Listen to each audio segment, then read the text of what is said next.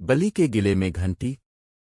आज से कई सौ साल पहले चूहों का एक खानदान छोटे से बिल में रहाइश पजीर था। दिन की रोशनी में चूहे अपने बिल से नहीं निकल सकते थे और न ही खुराक तलाश कर सकते थे। सारा दिन उन्हें भूखा रहना पड़ता। वजह यह थी कि बलि निहायत आसानी से उन्हें देख लेती और शिकार कर लेती थी।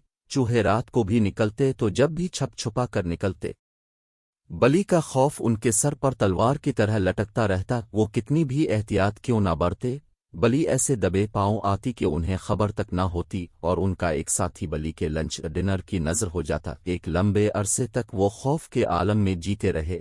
हर रोज उनके साथी बलि की भींत चढ़ते रहे। आखिर एक रात बूढ़े चूहे ने इजलास बुलवाया जिसमें हर छोटा बड़ा चूहा शरीक हुआ। बूढ़े चूहे ने आंखों में आंसू भरते हुए कहा, मेरे साथियों, ये डर डर कर जीना भी कोई जीना है। ये कैसी जिंदगी है कि हमारी आंखों के सामने हमारे प्यारे दुश्मन के पेट का ईंधन बनते रहीं और हम चुपचाप सहते जान। बूढ़े चूहे की आवाज बुलंद होती गई। इसने चारों तरफ नजर दौड़ाई। दीगर चूहों की आंखों में आंसू देखकर इसने मुक्काऊ हुआ में लहराया और कहा, आखिर कोई हद होती है जुल्म सहने की भी। सोचो मेरे साथियों, कोई तरकीब सोचो इस अजाब से नजात पाने की, आजाद जिंदगी गुजारने की। बूढ़ा चूहा खामोश हुआ तो सब सर जोड़कर बैठ गए। आखिर एक चूहा जोर से अलिफा चिल्ला और बोला, वो मारा ऐसी तरकीब सोची है कि बस।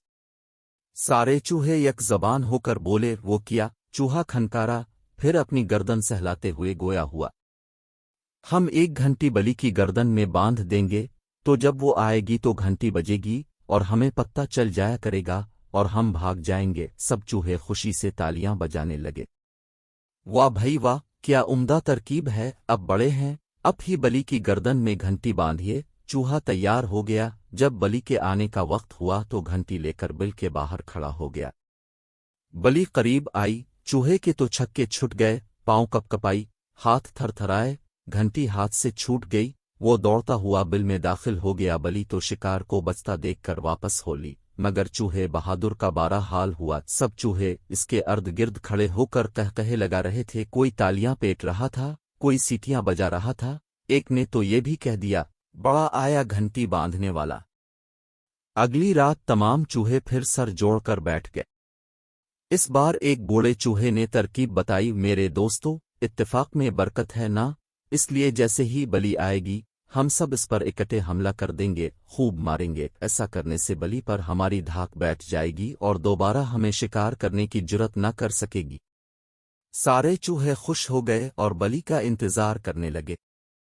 जो ही बलि आई सब ने हमला कर दिया। कोई टांग से चिमट कर काटने लगा, कोई दाम से, कोई पीठ पर। बलि ने जो जोर लगाया, दाम झाड़ी पीर जो पटखा तो एक चूहा दौड़ जा गिरा, दूसरे का कचूमर निकल गया। बाकी चूहों ने जो हाल देखा तो भगदड़ मच गई। सब बिल की तरफ भागे। बलि ने इत्मीनान से एक तगड़ा चूहा दबोचा और चलती बनी। सब चूहे एक दूसरे को लान तान करते, बुज़दिल और डरपोक के अलकाबात से नवाजते, फिर सर जोड़कर बैठ गए। सोचने लगे। एक नन्हा सा चूहा बोल उठा, मुझे एक बहुत अच्छी तरकीब सूझी है। वो ये कि जमीन पर गोंद फैला दी जाए और इसमें गोश्त का एक टुकड़ा रख दिया जाए। बलि जब गोश्त का टुकड़ा लेने आएगी तो इसके पांव गोंद की वजह से चिपक जाएंगे, फिर वो हिलने जलने से कासिर हो जाएगी और यूं हम घंटी उसकी गर्दन में बांध देंगे। अब चूहे खुशी खुशी गोंद जमीन पर फैलाए, घंटी हाथ में पकड़े बलि का इंतजार करने लगे। बलि आई। सुर्ख गोश्त का बड़ा सा टुकड़ा देखकर उसकी बाछें खुल गईं। झट से इस पर लपकी, लेकिन ये किया, इसके पांव तो गोंद के दलदल में धंसते चले गए। जैसे जैसे निकलने की कोशिश करती वैसे वैसे इसका जिस्म मजीद गोंद में लड़ता जाता। चूहों ने जो ये माजरा देखा तो नारा मस्ताना बुलंद किया। नन्ना चूहा लपक कर बलि की पीठ पर चढ़ गया और उसकी गर्दन में घंटी बांध दी। देर तक चूहे नन्हे के हक में नारे लगाते रहे और नजात का जश्न मनाते रहे और बलि का मजाक अलिफाड़ती रहे। और इसी वक्त से चूहे बलि से नहीं डरते। उन्हें बलि के आने का दौर से पता चल जाता है, क्योंकि इसकी गर्दन में बंधी घंटी बजती रहती है और वो फौरन ही अपने बिल में छप जाते हैं।